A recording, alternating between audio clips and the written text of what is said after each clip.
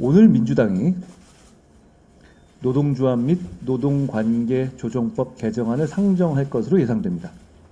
역시 민주당식 밀어붙이기인데요. 그런데 만약 이 법이 실제로 시행되는 상황이 온다면 대한민국은 이 법 이전과 이후가 다른 나라가 될 겁니다. 연이 계속되는 폭염으로 인해서 국민들의 피해가 심합니다.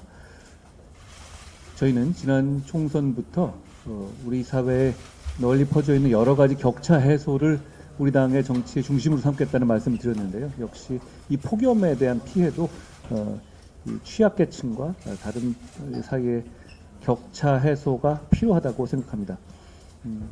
전기료를 감면하는 등 법적 근거를 마련하는 법안을 우리 당의 정동만 의원이 발의를 했습니다. 민주당의 박주민 전재수 의원도 유사한 법안을 발의했기 때문에 신속히 여야 합의의 민생 법안으로 협의될 수 있도록 노력하겠습니다. 앞으로 아울러 폭염기의 전기료 부담을 줄여드리기 위한 대책도 당정이 함께 논의하겠다는 말씀드립니다. 매년 폭염 뒤에 물가 인상이 뒤따라왔죠. 폭염으로 현재 가축 26만 마리가 폐사하고 양식 피해, 작황 부진도 예상돼서 올해도 그런 물가 인상의 위험성이 있습니다.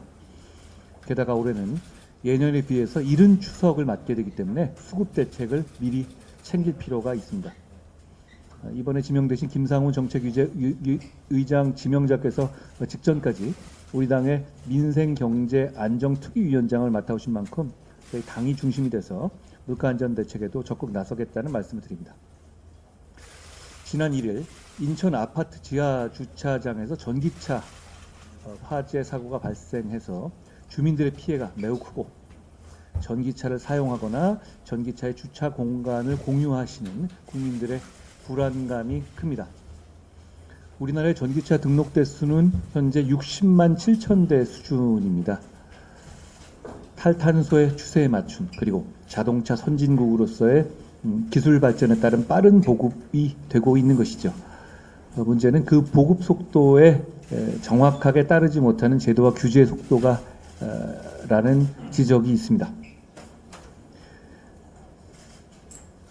기술 발전을 저해하지 않으면서도 국민들의 안전이나 국민들의 우려를 경감할 수 있는 방안을 당이 앞장서서 챙기겠습니다. 주민들께서 폭염으로 더 고통받으시는 것으로 알고 있습니다. 정부에서도 챙기겠지만 당에서도 최선을 다하겠다는 말씀을 드립니다. 인재영입위원회를 상설화하고 강화하겠다는 말씀을 드립니다. 지금까지 전국 단위 선거에 임박해서 인재영입위원회가 후보를 영입하는 방식으로 운영되어 왔는데요. 그런데 지금 중도나 수도권이나 청년의 외연 확장을 필요로 하는 상황에서 영입위원회를 상설화하고 강화해서 상시의 인재 발굴과 영입 교육에 당의 사활을 걸 필요가 있다고 생각합니다. 그런 차원에서 인재영입위의 강화와 상설화를 준비하겠다는 말씀을 드립니다. 오늘 민주당이 노동조합 및 노동관계 조정법 개정안을 상정할 것으로 예상됩니다. 역시 민주당식 밀어붙이기인데요. 그런데 만약 이 법이 실제로 시행되는 상황이 온다면 대한민국은 이 법 이전과 이후가 다른 나라가 될 겁니다.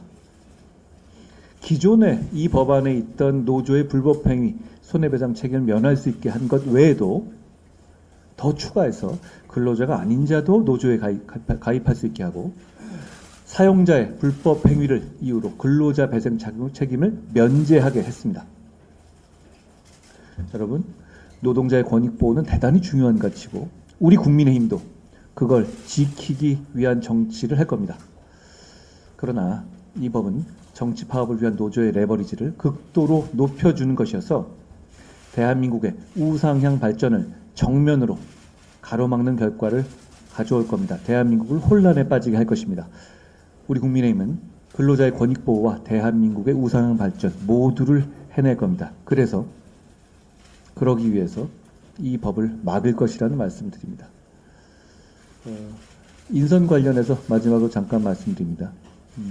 저는 지명직 최고위원으로 김종혁 현 조직부총장을 선임하려고 합니다. 그 협의를 이따가 드리려고 하고요.